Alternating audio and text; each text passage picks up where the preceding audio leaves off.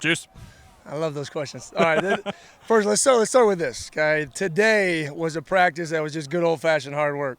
24 periods, full pads, getting after it.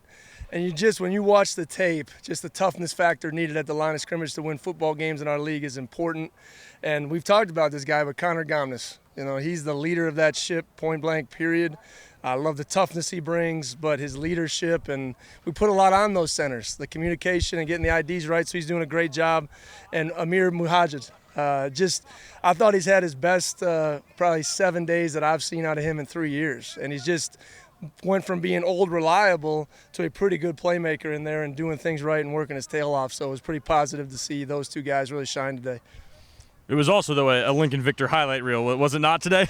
It was like that one from the spring. I can't wait to see it on tape. I hope we got a good camera shot of it on the side. And Don is still taking his game to the next level on those deep balls and explosive plays. So excited to see that. Great teams counterpunch each other. And I thought the offense came out today and really swung and threw a punch and cut it loose, really for the first main time since camp started. So it was really exciting to see that. Just, with RJ, he's obviously out here and he's doing a lot of the drills, but still has that non-contact. Is it just something he's just trying to, make sure he's not hurt for the season, just kind of a minor thing? Yeah, we're working to RJ's progression to get him back going to be peaking and where he needs to be. So hopefully where we get there, sometime next week and next couple weeks, really start to elevate where he's at, and we'll go from there. But it's not a concern for week one at this point? No, not at this point. I've been asking the players this, so I'm going to throw it at you too. Favorite musical artist? And I think I know it. Favorite musical artist? Like right now, currently, I'm listening to a ton of Luke Combs. His new album is straight fire. If that's an innocent plug out there, but I every song I just let that thing roll and it gets me going. So that's kind of where I'm at right now. But we did go old school like rock to get fired up for, and it's needed. They don't make music like that anymore. You finally changed the playlist. I'd heard Lose Yourself. Little Enter Sandman, Welcome to Jungle, just brings everyone's spirits up for a little money down competition. It was fun. How have Nakia and Brock and Maka, how are they looking right now? Do you maybe have an update? Good. I mean, we just have a bunch of little dings, and we're being cautious this early in camp just to make sure that those guys are going to be ready to go. So we feel confident that those guys will be ready as we keep going throughout camp. How pleased have you been with the development of the CB group and also Derek Lankford's, especially his development as a leader of the group? Yeah, I mean, D. Lang, and I can't remember who I was talking to the other day. I just talked about Derek Lankford in 2020, when we first got here versus Derek Lankford now is a completely different person, first and foremost, right? He came in here, he learned work habits, he takes every day seriously, and now I think he's relishing that moment of being that number one corner and being out on that island.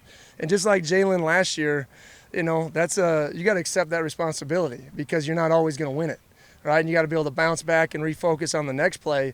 But I trust D-Lang, right? And we're going to put him in situations to go out there and lock one side of the field and, to bring competition into that group. And I think that's what Lampkin has done. And even Javen as a young guy, guys are competing. And you're starting to feel that now at this point in camp as we get to the first scrimmage on Saturday is guys that they want to prove that they can play and we can trust them. So, I tell guys, don't press. When we're out here, you cut it loose and you show what you can do, and I think D-Lang's setting the tempo for that group.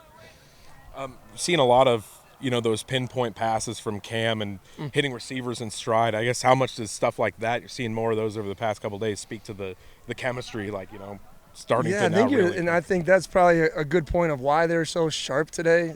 Cam's taking his level of play to the next level too. And I think there's a transition of speed of the game, and Cam will be playing at a higher level that'll be even faster someday.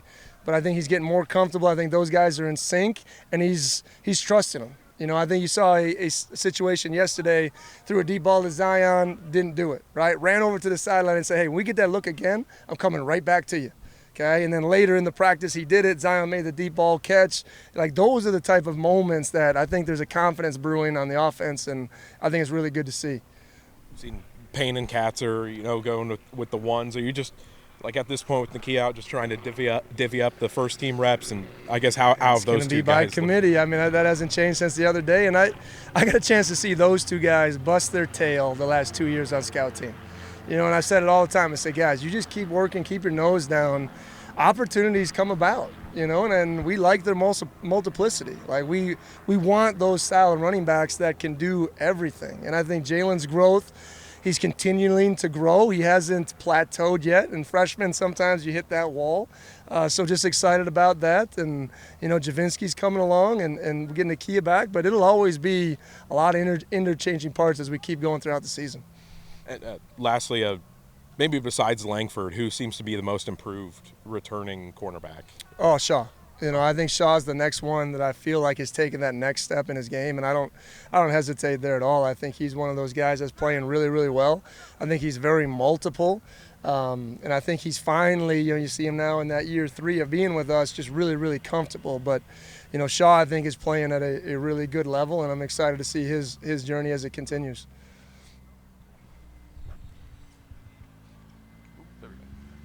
This might be tough to answer at this point, but if you had to say through the first 8 days of camp, if there was one or two like MVPs per se, who would you give it to? Ooh, MVPs. All right, that's a good one. You always have recency bias. That's always the tough part. You got to think all the way back from day one all the way through. But right now on offense, and I'm not going to put Cam in that category, I think Donovan Ollie has taken his game to the next level, and I think he's cutting it loose, and we need it. We talked about in this offense, you got to have big boy receivers, and I think he has really risen to the occasion on offense. Defensively, to me, it's easy as Brennan Jackson. I just think he's been a human wrecking ball. And Coach Coop won't like it, but I'm going to continue to pull him back.